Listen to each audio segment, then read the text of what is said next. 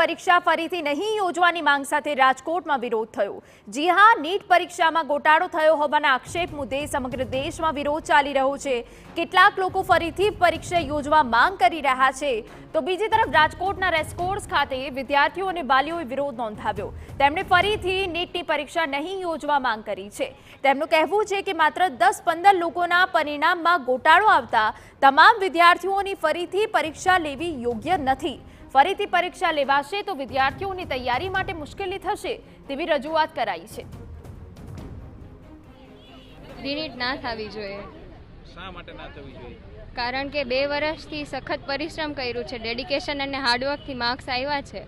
કાંઈ અમે મિસ્ટેક તો કરી નથી, તો બધી જગ્યાએ રીનીટ કન્ડક્ટ પાછી કરવી એ સાચું લાગતું નથી, કેમ કે 2 મહિનાથી તો અમે ઓલમોસ્ટ બધું મૂકી દીધું છે। રીનીટ આ જે 1563 સ્ટુડન્ટ્સની છે એ ફેર ડિસિઝન છે, પણ અમારી સાથે જેને જેન્યુઇનલી સ્કોર કર્યું છે 2 વર્ષ મહેનત કરીને, અમારી સાથે ના થવી જોઈએ। કારણ કે અમે આટલા ટાઈમથી ભણીને જેન્યુઇનલી મહેનત કરીને સ્કોર લઈ આવ્યા છીએ। હવે 2 મહિનાથી અમારે ભણવાની આદત છૂટી ગઈ છે, તો હવે રીનીટ થાય તો અમારે પાછું સ્ક્વેર 1 થી ચાલુ કરવું પડે, તો એ અનફેર થાય ને અમારી સાથે। ઉલ્લેખનીય છે કે ગુજરાતમાં 80,000 જેટલા વિદ્યાર્થીઓએ નીટની પરીક્ષા આપી હતી, ત્યારે કેટલાક વાલીઓનું કહેવું છે કે ગોટાળો ગુજરાતમાં નથી થયો। વિદ્યાર્થીઓની માંગને તેમના વાલીઓએ સમર્થન આપ્યું છે। ભારે મહેનત કર્યા બાદ તેમના બાળકોએ સારા માર્ક્સ મેળવ્યા છે, તેથી આ પરીક્ષા ફરી થશે તો વિદ્યાર્થીઓ યોગ્ય તૈયારી નહીં કરી શકે। વિદ્યાર્થીઓ પરીક્ષા આપવાના મૂડમાં નથી તેવા દાવા વાલીઓ કરી રહ્યા છે।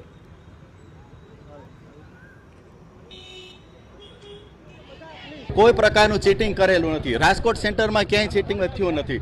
બરાબર 3 વર્ષની મહેનત છે, એણે એમાં પરીક્ષા આપી અને રિઝલ્ટ બહાર પડી ગયું। આન્સર કીને આધારે ગુણ પણ મળી ગયા અને સારામાં સારા ગુણ પણ એ મળ્યા। હવે પણ જોરદાર એ મહેનત હતી। હવે આ લોકોએ ખોટે ખોટું એવું ઉંબાડિયું ઊભું કર્યું કે રીનીટ, પણ જે લોકો માગણી કરે રીનીટની એ લોકો કોઈ ભણેલાય નથી, અભણ જેવા છે, એને શિક્ષણ સાથે લેવા દેવા નથી, નીટ શું કહેવાય એ ખબર નથી। અને એવા અમુક લોકો બરાબર જે આવા હોશિયાર વિદ્યાર્થીની હાઈ લે છે, જે લોકોએ ગુનો કર્યો હોય, પેપર લીક થયું જ નથી, પણ માની લો કે થયું હોય ને સબૂત મળે તો એને તમે સજા કરો। પણ જે મહેનતું છે, યોગ્ય મહેનત કરી આવા લાખો વિદ્યાર્થી, હજારો વિદ્યાર્થી છે, જે પાછી લેવાની વાત થઈ રહી છે એ સદંતર જે છોકરાઓ જેની માટે અન્યાય છે। દિવસ રાત જેને મહેનત કરી છે, કલાકો ધ્યાન આપ્યું છે, એ લોકો મેરિટ આપે અને જે લોકોએ ચોરી કરી છે તો એ લોકોને સજા થાય।